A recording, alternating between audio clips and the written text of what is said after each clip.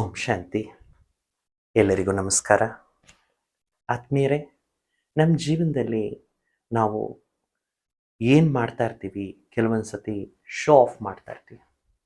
Show of ಮಾಡ್ತಾ ಇದ್ದಾಗ ಏನಾಗುತ್ತೆ ಅಂದರೆ, ನಮಗೆ ಗೊತ್ತಿಲ್ಲದಿರೋ ಹಾಗೆ ಒಂದು ಅಹಂಕಾರ, ಗಮಂಡ್ ಅಂತಾರಲ್ಲ, ಆ ಒಂದು ಈಗೋ ಅದು ನಮ್ಮ ಮೇಲೆ ಪ್ರಭಾವ ಬೀಳುತ್ತೆ. ಆಗ ನಮ್ಮಲ್ಲಿರ್ತಕ್ಕಂಥ ಖುಷಿ ಅಲ್ಲಿ ಬ್ಲಾಕ್ ಆಗುತ್ತೆ. ಜೀವನದಲ್ಲಿ ನಾವು ಏನು ಮಾಡಿದ್ರೂ ಕೂಡ ನಾವು ಇನ್ನೊಬ್ಬರಿಗೆ ಕೊಡಬೇಕು ಅನ್ನೋಂಥ ಭಾವನೆಯಲ್ಲಿ ಮಾಡಿದಾಗ ಆಟೋಮೆಟಿಕ್ ಆಗಿ ಅದು ನಮ್ಮ ಹತ್ರ ರಿಟರ್ನ್ ಬರುತ್ತೆ. ಒಂದು ವೇಳೆ ಶೋ ಮಾಡೋದಕ್ಕೆ ಮಾಡಿದಾಗ ಆ ಖುಷಿನ ನಾವು ಕಳ್ಕೊಳ್ತೀವಿ. ಇದನ್ನು ದೃಷ್ಟಿಯಲ್ಲಿಟ್ಕೊಂಡು ನಾನು ನಿಮಗೆ ಒಂದು ಸುಂದರವಾದಂತಹ ಸ್ಟೋರಿ ಹೇಳ್ತೇನೆ. ಒಬ್ಬ ಹನುಮಂತನ ಭಕ್ತ ಪ್ರತಿ ವಾರ ಹನುಮಂತನ ದೇವಸ್ಥಾನಕ್ಕೆ ಹೋಗ್ತಾ ಇದ್ದ. ಪ್ರತಿ ಶನಿವಾರ ಹೋಗಿ ಅಲ್ಲಿ 5 kg ಲಡ್ಡುನ ಅಲ್ಲಿರ್ತಕ್ಕಂತಹ ಭಕ್ತರಿಗೆಲ್ಲ ಪ್ರಸಾದವಾಗಿ ಹಂಚ್ತಾ ಇದ್ದ. ಅವನು ಹಂಚ್ತಾ ಇರುವಂತಹ ಆ ಲಡ್ಡುನ ತಿನ್ನೋರೆಲ್ಲ ಅವನನ್ನು ತುಂಬ ಪ್ರಶಂಸೆ ಮಾಡ್ತಾ ಇದ್ರು, ಹೊಗಳ್ತಾ ಇದ್ರು. ಅವನು ತುಂಬ ಆತನಿಗಾತ ಗ್ರೇಟ್ ಅಂತ ಫೀಲ್ ಮಾಡ್ತಾ ಇದ್ದ. ಆತ ಏನು ಅನ್ಕೊಂಡ, ಈ ರೀತಿ ಪ್ರಸಾದ ಹಂಚೋದ್ರಿಂದ ಹನುಮಂತನೂ ಖುಷಿ ಆಗ್ಬಿಡ್ತಾನೆ ಅಂತ ಹೇಳ್ಬಿಟ್ಟು ಅಷ್ಟೊಂದು ಖುಷಿ ಪಡ್ತಾ ಇದ್ದ.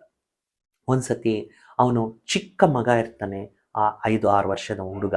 ಅವನು ನಾನು ದೇವಸ್ಥಾನಕ್ಕೆ ಬರ್ತೀನಿ ಅಂದರೆ ಮಗನಿಗೂ ಗೊತ್ತಾಗಲಿ, ಎಲ್ಲರೂ ನನ್ನನ್ನು ಯಾವ ರೀತಿ ಹೊಗಳ್ತಾರೆ, ಎಲ್ಲರಿಗೂ ನಾನು ಯಾವ ರೀತಿಯಲ್ಲಿ ದಾನ ಮಾಡ್ತಾ ಇದ್ದೀನಿ ಅಂತ ಹೇಳಿ ಆ ಮಗನ್ನ ಕರ್ಕೊಂಡೋಗ್ತಾನೆ. ಕರ್ಕೊಂಡೋಗಿ ಅಲ್ಲಿ ಏನು ಮಾಡ್ತಾನೆ, ಅಲ್ಲಿರ್ತಕ್ಕಂಥವ್ರಿಗೆಲ್ಲ ಲಡ್ಡು ಹಂಚ್ತಿದ್ರೆ ಎಲ್ಲರೂ ಕೂಡ ತುಂಬ ಒಳ್ಳೆಯ ಒಂದು ಸೇವೆ ಮಾಡ್ತಾ ಇದ್ದೀರ ಅಂದಾಗ ಮಗನಿಗೆ, ಓ ನಮ್ಮಪ್ಪ ಎಷ್ಟು ಒಳ್ಳೆ ಸೇವೆ ಮಾಡ್ತಾ ಇದ್ದಾರೆ ಅಂತ ಅಂದ್ಕೊಳ್ತಾನೆ.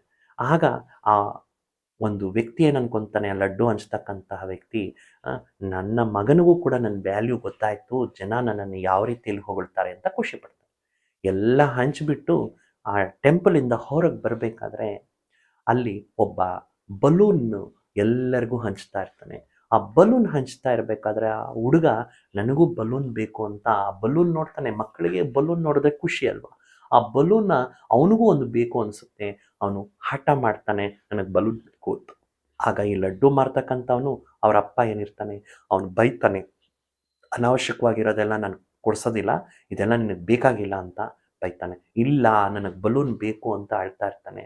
ಇವನ ಒಂದು ಅಳುನ ನೋಡಿ ಆ ಬಲೂನ್ ಹಂಚ್ತಕ್ಕಂಥ ವ್ಯಕ್ತಿ ಏನು ಬರ್ತಾನೆ, ಇವನ ಹತ್ರ ಬಂದು ಒಂದು ಬಲೂನ್ ಕೊಡ್ತಾನೆ. ಕೊಟ್ಟಾಗ ಈ ಲಡ್ಡು ಮಾರ್ತಕ್ಕಂಥ ವ್ಯಕ್ತಿ ಆತನ ನೋಡಿ ತುಂಬ ಜೋರಾಗಿ ಕಠಿಣವಾಗಿ ಬೈದ್ಬಿಡ್ತಾನೆ. ನಿಮಗೆ ಚಿಕ್ಕ ಮಕ್ಕಳು ಸಿಕ್ಕಿದ್ರೆ ಸಾಕು, ಅವರಿಗೆ ನೀನು ಈ ರೀತಿ ಬಲೂನ್ ಕೊಟ್ಬಿಟ್ಟು ಚೆನ್ನಾಗಿ ಅಪ್ಪ ಮಾತ್ರ ದುಡ್ಡುಗಳನ್ನು ಎಳ್ಕೊತೀರಾ, ಬೇಡ ಅಂದ್ರೂ ಕೂಡ ಕೊಟ್ಟಿದ್ದೀಯಾ ಅಂತ ಹೇಳಿದಾಗ ಆ ವ್ಯಕ್ತಿ ಹೇಳ್ತಾನೆ, ಸ್ವಾಮಿ, ನಾನು ಒಬ್ಬ ಸ್ವಾಮಿಯಿಂದ ಕೇಳಿದ್ದೆ, ಚಿಕ್ಕ ಮಕ್ಕಳಲ್ಲಿ ದೇವರಿರ್ತಾನೆ ಅಂತ.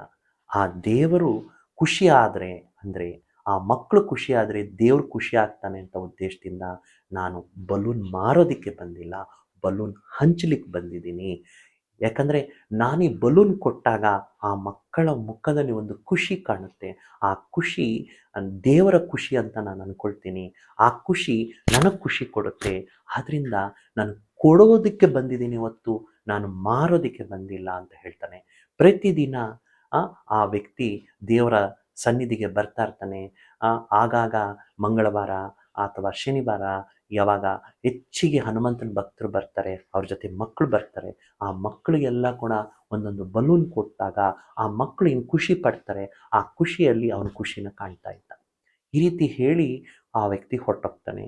ಈ ಲಡ್ಡು ಹಂಚ್ತಕ್ಕಂಥ ಭಕ್ತ ಮನೆಗೆ ಹೋದ ಮೇಲೆ ಅವನು ಆಲೋಚನೆ ಮಾಡ್ತಾನೆ, ನಾನು ಏನು ಕೊಡ್ತಾ ಇದ್ದೀನಿ, ಎಲ್ರಿಗೂ ಶೋ ಥರ ಕಾಣಿಸೋ ಥರ ಕೊಡ್ತಾ ಇದ್ದೀನಿ, ಆದರೂ ಕೂಡ ನನ್ನ ಒಳಗಡೆ ಏನು ಖುಷಿ ಇರಬೇಕಾಗಿದೆ ಆ ಖುಷಿ ಇಲ್ಲ.